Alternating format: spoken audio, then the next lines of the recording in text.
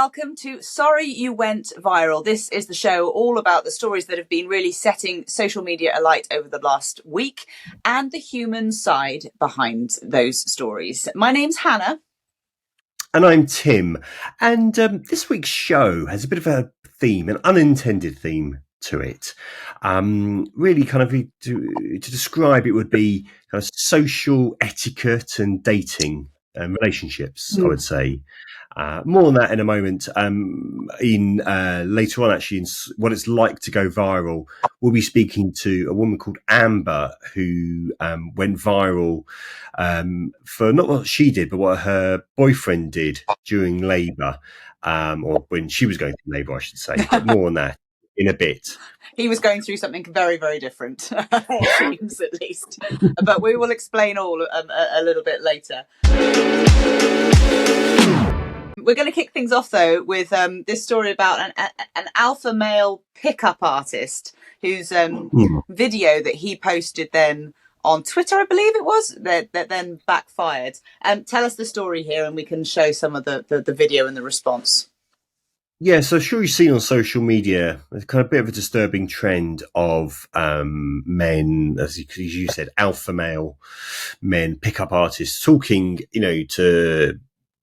to boys and young men about how to pick up women. And he posted this video, excuse me, of a woman he was chatting to in a bar, which we're showing you now on screen. And she, again, got a bit of attention in this video. And what's really interesting is actually she hit back. And she's gone viral for her rebuttal to setting out exactly what happened that night. Hey, Chase. Yep, that's me right there. I really didn't think I'd be hearing from you again after I walked away from you at the bar when you made several misogynistic comments and were just overall not a very good person. Also, didn't know I was being recorded, but really happy that you're able to capture this moment so people know how to not treat or talk about women. So it's really interesting to see, actually, someone hitting back like this. So the woman Lexi is her name, and by all accounts, it seems to be her.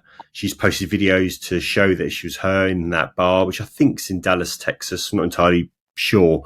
Basically, what she did, she posted or quote tweeted the video. The original post saying, "Hey Chase, this is me. So nice to meet you on Thursday at Cowboy. So happy and unaware that our meeting was recorded. But a bit weird you forgot to include the part where my friends came and saved me from you after you made several misogynistic comments." And it got picked up, got several million views. And really interesting, again, slightly unusual is Chase, this guy, actually took down a video. And he posted on Twitter saying, taking the video down, she was a sweet girl and was put on the spot to defend her reputation when the video went viral. She doesn't deserve to be everywhere on the internet, even though it's too late now. You all can roast me for deleting, but don't go give her shit. I mean, on the one hand, you kind of go, "Oh, thanks, Chase, for sort of like this big 180 that you've seemed to have gone through." But have a look through the rest of his Twitter as well, and you can see this whole kind of like alpha male narrative that filters through everything that he's posting. So he posted something saying, "Men only grow when pressured by the tribe not to be weak."